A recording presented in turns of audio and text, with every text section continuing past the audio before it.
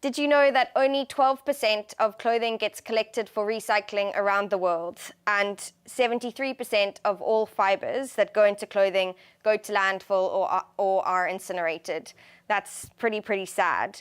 Knowing these stats, I'm really excited for this session to explore how New York City and London are working to make fashion circular within their cities to improve clothing collection recycling rates in these two really big cities around the world. So we're going to be chatting to Sonia Park from the New York City Economic Development Corporation and Catherine Kitchener from New York City's Sanitation Department to talk about the Where Next campaign, and Ali Moore from the London Waste and Recycling Board to talk about Love Not Landfill. But before we do, I want to remind you that this is an interactive session and we'd love to get your comments and questions throughout the session. So please use the comments box on the ThinkDiff website. We're also on Twitter. Please use the hashtag ThinkDiff if you want to get in contact with us through Twitter. So Sonia and Catherine, welcome to the Diff. After the foundation launched our report, A New Textiles Economy, we were looking for partners to spark a conversation about what happens to our clothing after we've finished wearing it. And this led to the Where Next campaign, our partners and our partnership with you, the New York City. So why was New York keen to partner with the Ellen MacArthur Foundation on the Where Next campaign? Is it just about the low collection rates of clothing and recycling, or was there more to this? Sure. Sarah, thanks so much for having us. So I think there's a couple of reasons. One, we're a city agency, so we kind of know how to market, but we could really use some help with that. So partnering with Ellen MacArthur, who had connection to all the brands, was really useful so that we could get our message out there more. But the big reason is, if you could bring up my pie chart that I showed you guys earlier. Yeah. New York City has we're going to pull that up quickly. So we're looking for the pie chart for New York's residential waste profile. Perfect. Here we go. Yeah. Thanks.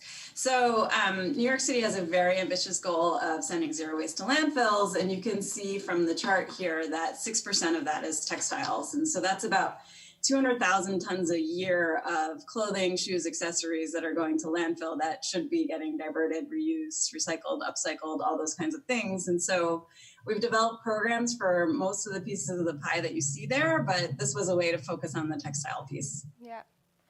And is there more to it than collecting clothing and recycling? Is there anything else about why a city like New York would want to do this campaign? Sonia, I don't know if you have anything else to add there.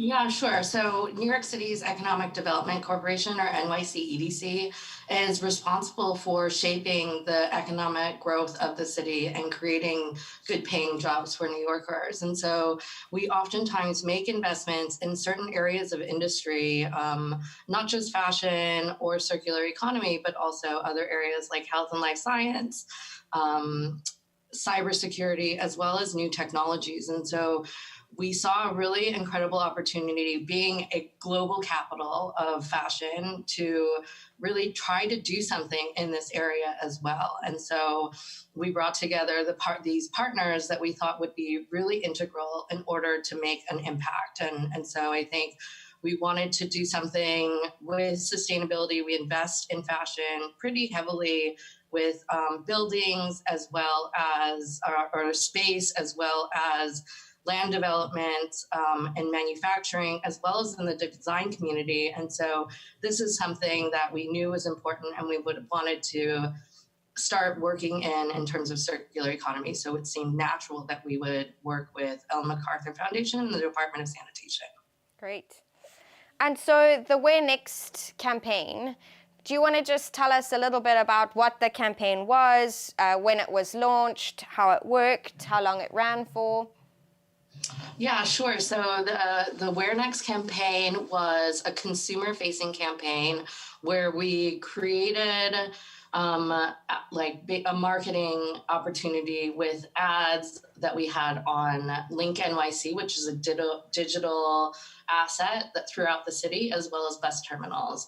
We also activated through all of our social media channels, DSNY, Ellen MacArthur Foundation, EDC, as well as the partner brands. And so basically this was asking consumers, New York City residents, to recycle their textiles. So don't throw it in the trash. Swap it, sell it, reuse it, repair it, and or recycle it. And the one primary thing that we knew was that, recycling can be a little bit confusing, right?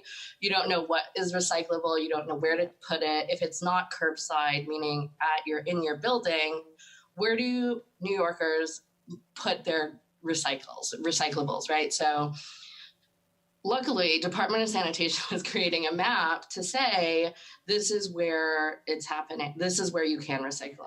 Could you give us some information on how many pieces of clothing or the volumes of clothing or textiles that were dropped off during the campaign?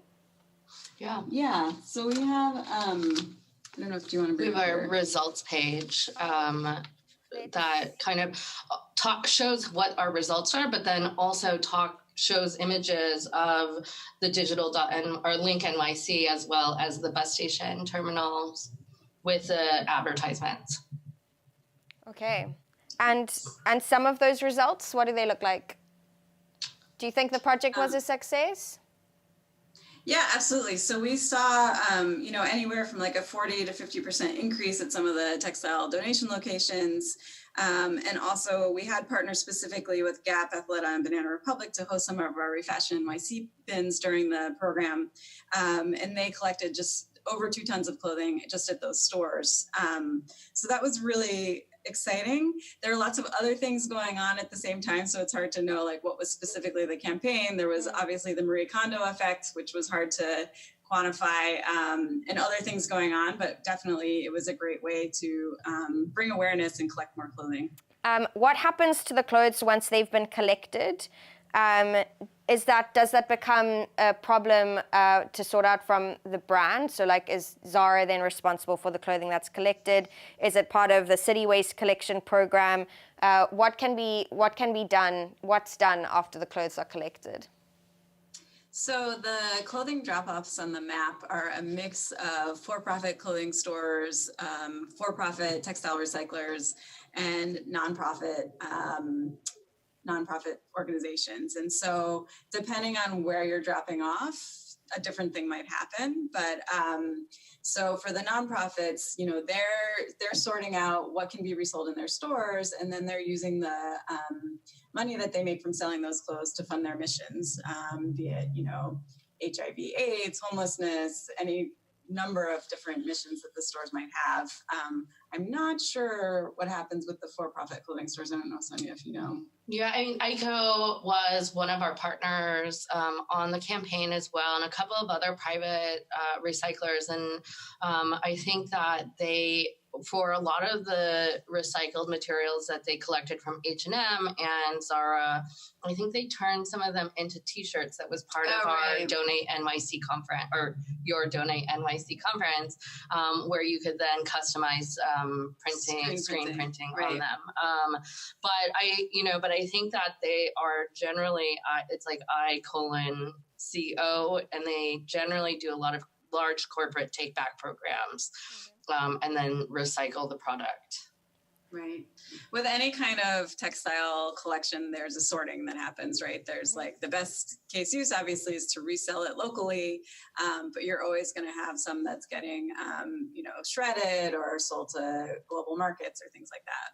Yeah. So I think there it's really important for us to just recognize that kind of the collection infrastructure isn't the entire story, that there's a lot of other work that needs to be done to make fashion circular within cities. But we need to also spend some time talking to Ali in London. So before we do that, we're going to watch a quick clip from the London Waste and Recycling Board about the Love Not Landfill campaign.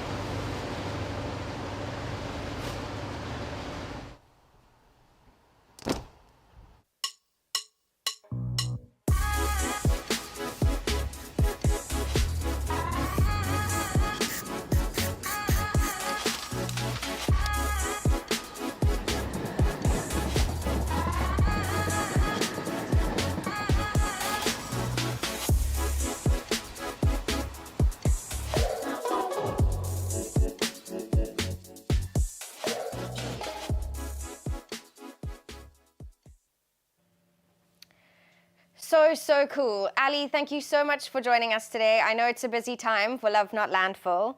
I thought we would start with Love Not Landfill. I think at first glance could probably seem like a same campaign as Where Next, but I know from talking to you that there are some similarities but also some differences. So maybe to start us off, could you maybe highlight some of the similarities but also some of these differences? Well, I'm going to start with one of the differences. Something that Sonia and Catherine were just talking about, which I'm profoundly jealous of, is the fact that you had 1,100 locations across New York City as part of your Where Next campaign, and we have 20 bring banks, like the ones that we just saw in the video, because London's collections infrastructure is so fragmented that we don't have a single waste authority. We have 33 collection authorities, an additional 5 joint waste disposal authorities. So we don't have the ability to operate on that citywide basis so easily here. So that's, I think, one major difference between us and New York is just our actual collections as part of this campaign are a relatively small, although really important part of what we do. The Love Not Landfill campaign is specifically designed to target 16 to 24-year-old Londoners around their fashion behaviours, particularly the way that they buy and use and dispose of their clothing. We know that from waste composition analysis that loads and loads of clothes go in the bin still here in London, and most of our waste and collection authorities do not collect textiles from the door. So we rely on people to have the energy, the passion and make the effort to go and find a local clothes bank. There's no single source of information about those banks. Lots of people take their clothes down to charity shops and things like that, but we kind of wanted to make it kind of sexy again for younger people, because we know that they're not necessarily taking the time and the effort to go and take their unwanted clothes down to clothes banks. So we've developed a campaign with funding from EU Life, as well as from the London Waste and Recycling Board, as part of the European Clothing Action Plan project, to target that particular audience and to try and get them never to throw clothes in the bin. That's our whole objective, never throw clothes in the bin. And we've done a whole range of very different things to do that. It's a combination of social media campaigning, which obviously is the best way to target that age group, combined with physical events, live events where we can directly engage with people and get them to touch and feel clothes, combined with schools campaigns and talking with university students and fashion students, anybody that falls within that bracket really. And we've just run a whole host of different things over the past year and a half, 2 years around that. So I'm sure the campaign's been running for about 18 months. Is that correct? Yeah, it's been running. We've been active since April 2018, okay. And we started off by consulting a youth panel. We recruited some 16 to 24-year-olds to come and tell us what they thought about fashion and how they handled their clothes and what kind of things they like to look at and engage with, so that we could get the tone right and get the behaviours and the calls to action right in the campaign. And then we kicked off with an event during Fashion Revolution Week in 2018, where we got a bunch of influencers to come down to a textiles recycling factory. We collaborate with LM Barry, a textiles recycler here in London, to operate all of our bring banks. And he kindly let us use his space, which is like an Aladdin's cave for people who like clothes. It's a treasure trove. And we got a bunch of fashion influencers to come along and spend the day with us, looking through the clothes that were available, styling outfits, and basically just showing them what the extent of the waste problem is. We've got a question from Stuart, and alluding to what you said about 16 to 24-year-olds and they're all online. This is part of Stuart's question. So he says, these campaigns both have digital elements at their core. How valuable is digital technology in even making something like the Love Not Landfill campaign possible? It's absolutely essential. It's the core of everything that we do. We don't do, so at the moment, you mentioned it's a busy time. We've got a really big pop-up shop running in Covent Garden in 7 Dials for 4 or 5 days over this Christmas shopping weekend. It's the beginning of our Christmas shopping period here. And even when we're doing something like that, we start off by thinking, how are we going to get engagement online with people about this shop? How do we use social media to get people to come down to the shop? How do we amplify what we're doing in the space through social media? And we start there every single time. So we don't just do an event for event's sake, because they're very costly things to do, physical events. You need to get the maximum bang for your buck out of them. So the ability to amplify what you're doing and increase your impact and reach through reaching people who may not be able to come down to a physical event is really vital. So for instance, with the pop-up shops that we run, we when we're working with charities, we pair up the charities that are selling their clothes in the shop with Instagram influencers who have really wide reach, with a target audience that we may not be able to reach by ourselves, that the charity may not be able to reach by themselves. And the influencer then works with the charity to curate a collection of clothes very much in their style. We ask them to create videos and content to share with their followers. And that's how we've been building our own audience through that means over the past year and a half. And it just means that we get fantastic engagement without necessarily having to do all of the hands-on work ourselves, but by mobilizing really, really effective influencers in the space. So yeah, I mean, it's vital. We can't operate without the digital stuff. Why is a campaign like this really important for a city like London? I think the most important thing for a city like London to acknowledge at the moment is our impact on climate change through consumption. And so as a city, we might not make very much ourselves. Our scope 1 and 2 emissions might be, comparatively speaking, not awful. We might be able to do something about electric vehicles or air quality or all of those other things that contribute to those emissions. But the thing which really we make a difference in as a city is the amount that we consume, and the consumption-based emissions associated with that. So the scope 3 emissions. So every time we buy an item of clothing, there may not be very many carbon impacts within the city, but if you look all the way down the chain, the impacts all the way through the system mean that we've got this trail of carbon in our wake, which we need to do something about. So there's all sorts of ways that we can tackle that kind of consumption without being too hair-shirt about it as a city.